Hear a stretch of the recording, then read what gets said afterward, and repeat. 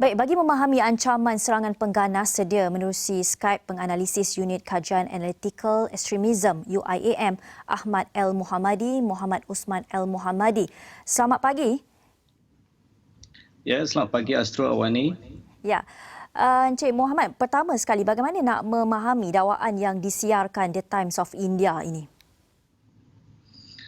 Ya, pertama kali terima kasih Astro Awani kerana ketengahkan isu yang penting ini. Pertama sekali saya fikir kita perlu melihat bahawa berita yang muncul pada hari ini merupakan satu berita yang mengejutkan. Saya fikir bukan saja di peringkat pihak berkuasa kita di Malaysia, bahkan pada banyak orang menganggap berita ini satu berita yang sangat mengejutkan kerana ia tidak pernah berlaku kegiatan sebegini.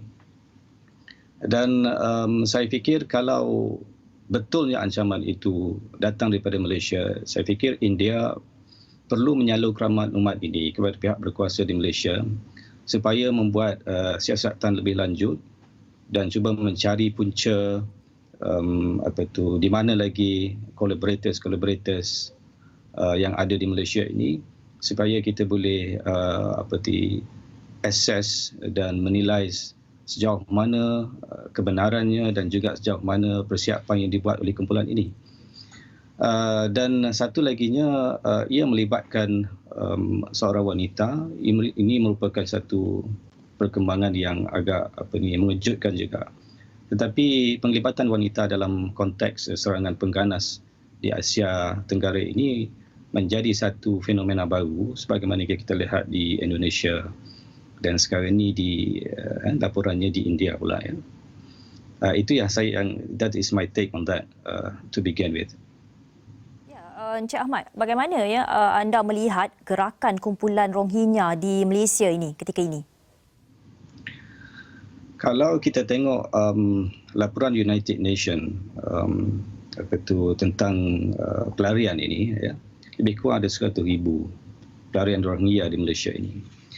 Dan saya fikir untuk memahami orang Rohingya di Malaysia ini, kita perlu bezakan mereka ini di antara Rohingya yang Muslim dan Rohingya yang beragama Buddhis. Kebanyakan kita mungkin beranggapan bahawa orang Rohingya ini semua orang Islam dan mereka ini datang daripada sana dan duduk di sini lagi daripada persecution yang berlaku di Myanmar. Tapi dalam kajian saya dapati orang Rohingya ini ada dua kategori. Pertama sekali adalah Rohingya juga tetapi beragama Islam, that is the majority orang Rohingya. Yang keduanya adalah Rohingya yang beragama Buddhis. Dan mereka ini mempunyai background yang berbeza, latar belakang yang berbeza, penggunaan bahasa yang berbeza, cara hidup berbeza. Sebagai contoh agama sebagai marker of differences. Agama Islam, majoritinya adalah Rohingya orang Islam. Tapi ada segelintir yang beragama Buddhis, yang percaya kepada agama Buddhis, dan orang Islam dia berkahwin dengan orang Islam, anak dia Islam. Tapi orang Buddhis, dia kahwin dengan siapa pun tak apa. Dan anak dia tidak semestinya Islam. Dan kalau orang Islam, kalau kita offer dia nak balik ke Myanmar, dia tak nak balik kerana dia akan dibunuh. Dia takut untuk dibunuh. Tapi orang Rohingya yang beragama Buddhis tak mengapa. Dan orang Rohingya yang Islam ini datang daripada Rohingya betul lah. Dan kebanyakan tidak tinggal di Rangoon. Tapi yang Buddhis ini tinggal di Rangoon. Dan jadi mereka yang Rohingya Buddhis ini biasanya yang terlibat dalam kegiatan criminal activities, kegiatan jenayah di Malaysia, gangsterism, robbery, peras ugut dan sebagainya. Majoriti penduduk Islam di Rohingya ini, mengikut dapatan kajian saya, adalah mereka yang memang lari daripada persecution di sana. Dan mereka ingin hidup secara aman di Malaysia. Yang menjadi masalahnya adalah Rohingya yang Buddhis ini yang mencemarkan nama Rohingya itu sendiri dalam konteks ini. Ya, mungkin ada seorang dua yang pernah ditangkap kerana terlibat dalam kegiatan militansi. Kerana saya fikir kerana desakan ataupun keadaan di Rohingya di Myanmar itu sangat teruk yang menyebabkan mereka mengambil jalan ke arah itu. Tapi kalau kita tengok statistik berapa orang saja Tak sampai 10 orang, 5 orang pun tak Encik sampai. Ahmad. Jadi ini adalah satu Ya, Encik Ahmad. yes. Ya, kita juga nak memahami bagi satu-satu organisasi pengganas, bagaimana kita nak memahami proses pembiayaannya seperti dalam laporan The Times of India ini.